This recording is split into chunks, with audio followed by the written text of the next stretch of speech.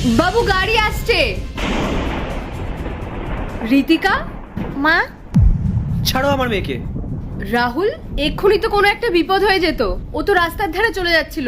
তুমি ওর গায়ে হাত দিয়েছো কেন? ছাড়ো ওকে। রাহুল, তুমি এভাবে কেন বলছো? ঋতিকা তো আমারও মেয়ে। তোমার মেয়ে? যখন তুমি ওকে ছেড়ে চলে গেছিলে তখন কোথায় ছিল তোমার এই মাতৃস্নেহ? 2 বছর হয়ে গেছে, তুমি একবারও ওর খোঁজ নেওয়ার চেষ্টা করেছো? ও আমার মেয়ে, একদম হাত দেবে না ওর গায়ে। তুমি তো ওর খেয়াল ঠিক মতো রাখতেই পারছো না। ফোনে কথা বলে যাচ্ছ, ও কি করছে না করছে সেদিকে তোমার কোনো খেয়ালই নেই। রাস্তা দিয়ে কন্টিনিউয়াসলি গাড়ি যাচ্ছিল, ও তো রাস্তার ধারে চলে যাচ্ছিল। যদি কিছু একটা বিপদ হয়ে যেত তখন কি হতো? তোমার ওকে নিয়ে চিন্তা করার কোনো প্রয়োজন নেই। এতদিন ওকে আমি সামলেছি। ওর বাবার দায়িত্ব পালন করার পাশাপাশি ওর মায়ের দায়িত্বটাও পালন করেছি। রাহুল, আমি জানি আমি তোমার সাথে খুব খারাপ করেছি, কিন্তু বিশ্বাস করো আমি আমার মেয়েকে ছেড়ে কোনোদিনও যেতে চাইনি। আমি ওর সাথেই থাকতে চেয়েছিলাম। কিন্তু আমি চাইনি ও তোমার সাথে থাকুক, তাই জন্য ওর কাস্টাডি আমি নিয়েছি। তুমি তো সবসময় তোমার বসের সঙ্গেই কাজে বিজি থাকো।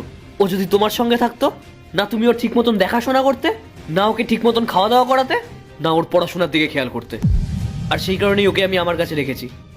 রাহুল, আমি জানি তুমি এতদিন ধরে ওর খেয়াল রেখেছো। আসলে তখন আমি টাকার লোভে